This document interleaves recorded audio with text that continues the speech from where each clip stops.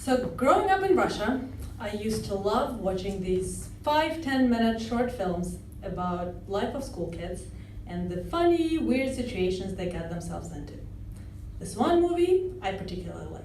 It was a scene in a school hallway with two kids, about 8-9 years old, one of them eating a tangerine, really enjoying it, peeling it slowly, bit by bit.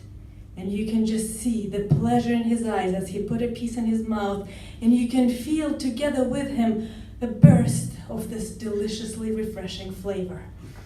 The other kid was standing next to him, watching him take that every bite, swallowing together with him, and you can see in his big sad eyes how much he wanted to take a bite of this amazing and delicious fruit. He said nothing the entire time until the other kid was done with his tangerine, and he finally found the courage and said, "You know, if I had a tangerine, I would have shared it with you." The other kid looked up at him, as if only then noticing his presence, and said, "Yeah, that is too bad you don't have a tangerine." I don't know if it was the impression of that movie or not, but years later, I developed quite peculiar eating habits myself. It all started with me applying for a scholarship to go as an exchange student to America for a year from Moscow University. Being an exchange student in America, that's been a dream of mine since I was a little born baby. American college campus life, so fun and so exciting, and all these new people and experiences, and so far away from my reality, so unattainable. With tens of thousands of applicants for each spot, winning that scholarship would be like winning a lottery. So studying for it a little extra, or even a lot extra, wasn't going to do it. I had to think out of the box. So I decided that if I make a pact with the universe, that would definitely increase my chances. We'll make deals with the universe, right? But what kind of deal? You don't just get something for nothing, you have to give something to get something. Well, I would give anything up to get the scholarship. I would give up eating if I have to. And I love eating. I love dinners. Dinners are my favorite. That would be really hard to do. Okay then, fine. I will give up eating after 5 o'clock. That cuts before dinner or even snack beforehand.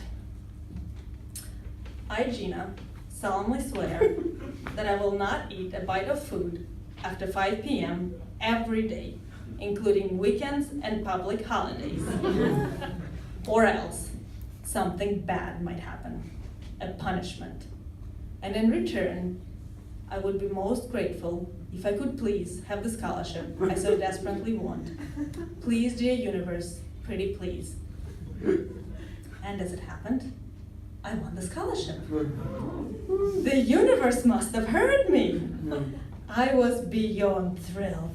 I was in America, living the dream, living it all, enjoying the American campus life, all these new people and new experiences, and so fun and exciting. I wanted to make new friends and fit in. And then I remembered my little deal with the universe about the 5 o'clock rule. No eating after 5. It wasn't easy. It cuts right before dinner or even snack beforehand. But I lived in fear of the consequences of the self-imposed rule. And I stuck to it, religiously, obsessive-compulsively. So this one time, I went out with a group of people I desperately wanted to be friends with to see a movie to a nearby movie theater. This girl, Kelly, who knew everybody and the one I had to be friends with, said she'd come too. She was running a bit late, but said she'd come. So I saved her an aisle seat next to me. It was well after 5 o'clock, and I was hungry. I couldn't be social, I couldn't focus. All I could think about was how hungry I was. People around me enjoying their snacks, their oversized buckets of popcorn, and chips and barrels of Coca-Cola and the smell of fake butter over popcorn and the sense of touch on your fingers as you shuffle through the popcorn to carefully select that perfect handful few to put into your mouth, and the sounds, the crinkling sounds of opening a bag of potato chips, shaking it a bit first and then making a popping sound as the bag opens. I was hungry. But a deal is a deal, and if I break it, if I eat, there will be, or else. I was not allowed to eat. But nobody said anything about licking.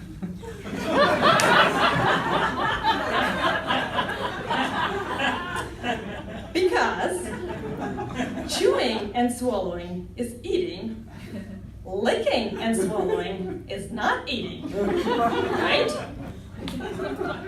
So I could enjoy all the pleasures of taste without actually eating.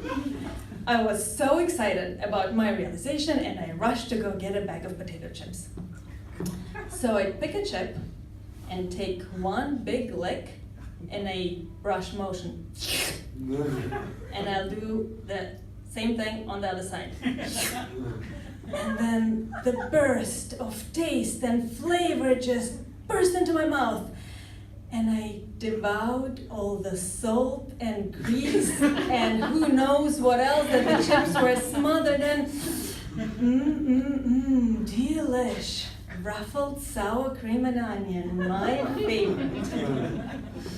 As the chips were ruffled, there was still some of that delicious chemical powder left between each ruffle. So I would take the chip and lick every wrinkle between each ruffle until I was certain that all the grease and all the salt were fully consumed. So like front, back, sides. Now, what do I do with the evidence of my peculiar behavior? I wanted to fit in, I wanted to make friends. Licking chips wasn't exactly the way to go about it. I had to hide the evidence. Where?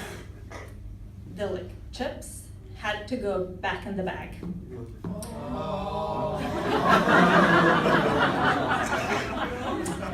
But how do I distinguish licked chips from unlicked?